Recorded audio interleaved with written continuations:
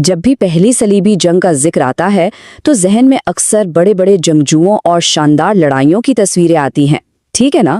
لیکن کیا کسی نے سنا ہے کہ اس سے بھی پہلے ایک اور صلیبی جنگ ہوئی تھی؟ ایک ایسی عوامی تحریک جو باقاعدہ شروع ہونے سے پہلے ہی اپنے ہی بوجھ تلے دب کر تباہ ہو گئی تھی۔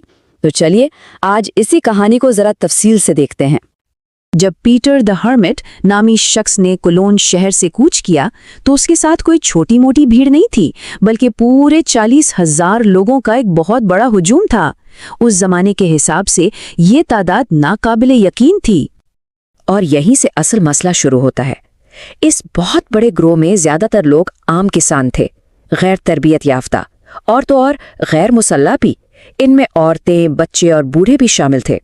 تو سوال یہ اٹھتا ہے کہ کیا یہ واقعی ایک فوج تھی یا پھر یہ صرف ایک بے قابو ہجوم تھا جو سیدھا تباہی کی طرف بڑھ رہا تھا؟ تو یہ بہت بڑا غیر منظم لشکر ارض مقدس کی طرف چل تو پڑا۔ لوگوں کا جوش و جذبہ تو آسمان پر تھا، لیکن زمینی حقیقتیں کچھ اور تھیں۔ ان کے پاس نہ کوئی منصوبہ بندی تھی، نہ راشن کا انتظام، اور نہ ہی کوئی تجربہ کار کمانڈر۔ یہ سمجھیں کہ یہ تباہی کی ایک بہترین ترکیب تھی۔ اور پھر سفر شروع ہوتے ہی مسائل نے سر اٹھانا شروع کر دیا۔ پہلا بڑا ٹکراؤ اس وقت ہوا جب یہ لشکر ہنگری کی سلطنت میں داخل ہوا، جو ٹیکنیکلی طور پر تو ان کی اتحادی ہی تھی۔ ذرا دیکھیں کہ حالات کیسے ایک دم قابو سے باہر ہو گئے۔ کہانی شروع ہوئی ایک مقامی دکاندار کے ساتھ جوتوں کے ایک جوڑے پر معمولی تکرار سے۔ یہ تکرار ہاتھا پائی میں بدلی۔ ہاتھا پائی نے پورے شہر میں فسادات کی آگ بھڑکا دی، اور آخرکار صلیبیوں نے شہر پر ہی حملہ کر کے اسے لوٹ لیا۔ اس بے قابو ہجوم کے غصے کا انجام بہت بھیانک تھا۔ اس سے پہلے کہ ہنگری کی فوج پہنچتی، یہ لوگ 4,000 مقامی باشندوں کو ہلاک کر چکے تھے اور پھر تیزی سے سرحد کی طرف بھاگ نکلے۔ اب ذرا اس بازنطینی گورنر کا سوچیں، جس کے دروازے پر اچانک 40,000 فسادی کسان آ کھڑے ہوئے۔ ہنگری میں ان کی حرکتوں کی خبریں پہلے ہی پہنچ چکی تھیں۔ گورنر نے امن رکھنے کی ہر ممکن کوشش کی، لیکن صلیبیوں نے مدد کے لیے بھیجے گئے فوجیوں پر ہی حملہ کر دیا اور بیلگراڈ شہر کو آگ لگا دی۔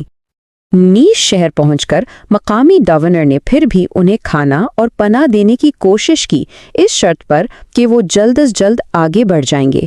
لیکن ایک اور معاہدہ توڑنے کے بعد صلیبیوں نے صوبائی دارالحکومت پر ہی دھاوا بول دیا۔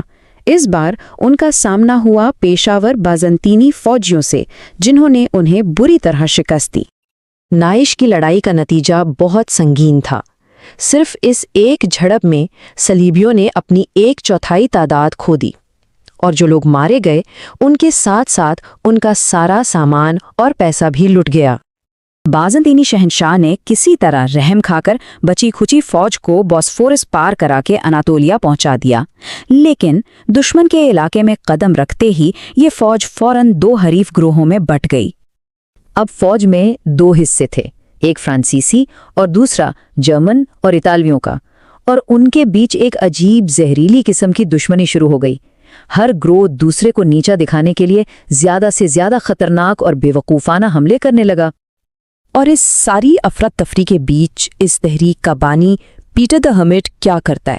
وہ اپنے ہی لوگوں کو بے یارو مددگار چھوڑ کر نکل جاتا ہے۔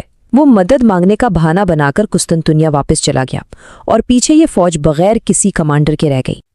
اور اب ہم پہنچتے ہیں اس کہانی کے آخری اور سب سے تباہ کن حصے کی طرف۔ یہ سب کچھ فوج کی اسی اندرونی دشمنی اور شان و شوکت کی بھوک کا نتیجہ تھا۔ پہلی بڑی غلطی جرمن دستے نے کی۔ انہوں نے بڑی بہادری سے ایک قلعے پر قبضہ تو کر لیا، لیکن انہیں جلد ہی احساس ہوا کہ قلعے کے اندر پانی کا ایک قطرہ تک نہیں ہے۔ ترک فوج نے موقع غنیمت جانا اور قلعے کا محاصرہ کر لیا۔ اندر پیاس سے برا حال تھا۔ آخرکار جرمن رہنما رینالڈ نے ہتھیار ڈال دیے، لیکن اس نے جو کیا وہ تاریخ میں ایک شرمناک مثال بن گیا۔ اس نے نہ صرف اپنا مذہب بدلنے کی پیشکش کی، بلکہ اپنے ہی سابقہ ساتھیوں کے خلاف لڑنے کا بھی وعدہ کر لیا۔ اسی دوران فرانسیسی کیمپ میں ایک خبر پہنچی جو غالباً ترکوں نے ہی پھیلائی تھی۔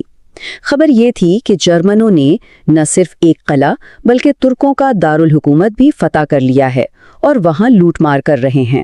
اس خبر نے ان کے حسد کی آگ کو اور بھڑکا دیا۔ اب باقی بچے فرانسیسی صلیبیوں کے سامنے ایک ہی سوال تھا کیا وہ احکامات کا انتظار کریں یا اس فتح اور لوٹ مار کا حصہ بننے کے لیے فوراً نکل پڑیں؟ انہیں ڈر تھا کہ وہ پیچھے رہ جائیں گے اور سارا مال جرمن لے جائیں گے۔ تو لوٹ مار کے لالچ میں انہوں نے انتظار نہ کرنے کا فیصلہ کیا۔ پوری فوج دارالحکومت کی طرف چل پڑی۔ انہیں بالکل اندازہ نہیں تھا کہ صرف 3 میل آگے ایک تنگ گھنے جنگل والی وادی میں ترک فوج موت کا جال بچھائے ان کا انتظار کر رہی تھی۔ 20,000 لوگ، جن میں جنگجو، عورتیں اور بچے شامل تھے، سب کے سب شان و شوکت اور لوٹ مار کے لالچ میں سیدھے موت کی اس وادی میں اتر گئے۔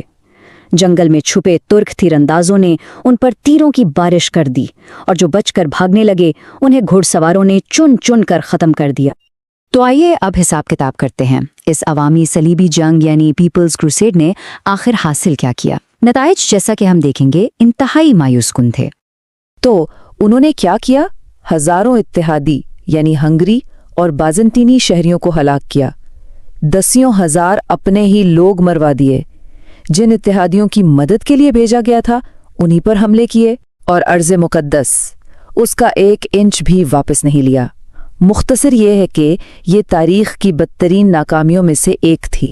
اعداد و شمار میں دیکھیں تو یہ تباہی اور بھی واضح ہو جاتی ہے۔ مغرب سے 40,000 لوگوں نے سفر شروع کیا تھا، اور آخر میں زندہ کتنے بچے؟ صرف 3,000۔ 90% سے زیادہ لوگ اس غلط مہم جوئی کی نظر ہو گئے۔